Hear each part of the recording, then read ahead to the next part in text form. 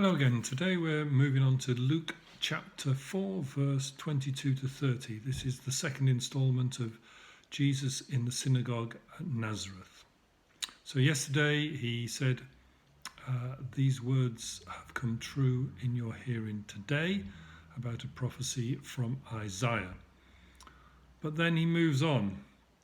He moves on from being a hero to zero.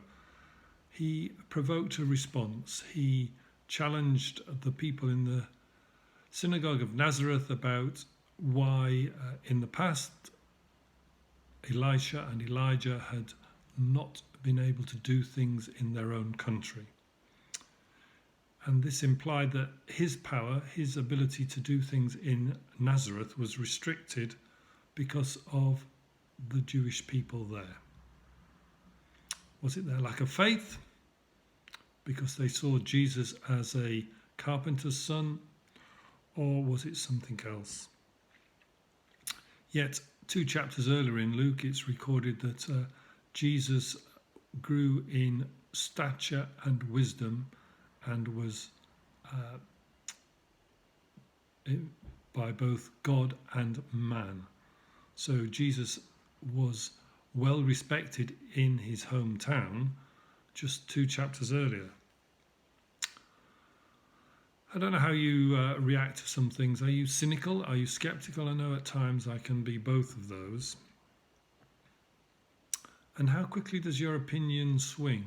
Is your football team great one week and absolutely terrible and all need sacking the next week?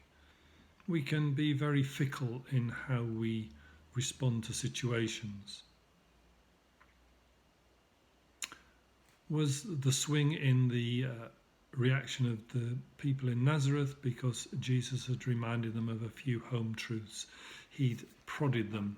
He'd given them an insight into how they thought, and particularly when he mentioned going to the Gentiles, that was against their culture. They turned from being amazed at his words into being a murderous mob, and they took him to an edge of a cliff and would have thrown him off, but he walked through them and away to the rest of his ministry.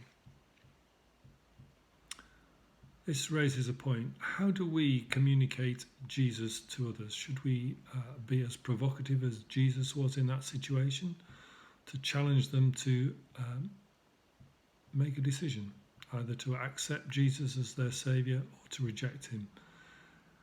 Jesus didn't allow any sitting on the fence. You had to go one way or the other. It's worth thinking about, how can our words influence people? Do we need to be more radical in the way we speak and live to have a greater impact for our Saviour? Thank you.